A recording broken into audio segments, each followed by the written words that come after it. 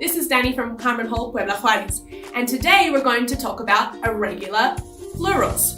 For example, if you have the singular child, you don't say childs, you say children. Here are some other examples. We could say person for the singular and people for the plural. Mouse for singular, mice for the plural. Tooth for the singular, teeth for the plural.